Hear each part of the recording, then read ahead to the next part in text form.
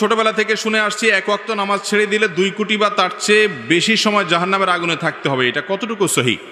ভাই এই মর্মে একটা কথা আপনারা ছোটবেলা থেকে শুনে আসছেন, আমরাও সবাই শুনে আসছি, সেটা হলো এক ওয়াক্ত নামাজ কাজা করলে, এক ওয়াক্ত নামাজ না পড়লে তাহলে সেই ক্ষেত্রে 2,88,00,000 বছর জাহান্নামের আগুনে পোড়াইতে হবে এক ওয়াক্ত নামাজ কাজার কারণে, ছাড়ার কারণে।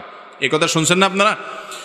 তো এই বিষয়টি আসলে যেই বর্ণনাতে পাওয়া যায় সেই বর্ণনাতে 80 হুকবার কথা বলা হয়েছে, 80 হুকবাকে যোগ বিয়োগ করে 2,88,00,000 বছর বের করা হয়েছে। এটা ফাজাইলে আমালে শাইখুল হাদিস জাকারিয়া রহমতুল্লাহ আলাইহি উল্লেখ করে এরপরে বলেছেন এই মর্মে হাদিস বিভিন্ন বইতে লেখা আছে কিন্তু আমি কোথাও পাই নাই। এবং বিশুদ্ধ কথা হলো এটাই যে 2,88,00,000 বছর জাহান্নামের আগুনে পড়বে এক ওয়াক্ত নামাজ কাজা করার কারণে। এই মর্মে কোনো বিশুদ্ধ তো দূরের কথা, কোনো আপনার দুর্বল হাদিসও নাই, বরং এটি সম্পূর্ণ জাল, ভিত্তিহীন। কোনো হাদিসের কিতাবে এরকম কোনো কথা বলা হয় নাই। তবে এর মানে এই না যে তাহলে তো নামাজ না পড়লেও চলবে, ব্যাপারটা সেরকম না।